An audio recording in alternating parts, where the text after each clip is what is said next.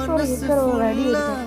ஆனால் இது வண்டி நம்ம நார்மல் டிவிஎஸ் வண்டி மாரி தான் வச்சுருக்கோம்.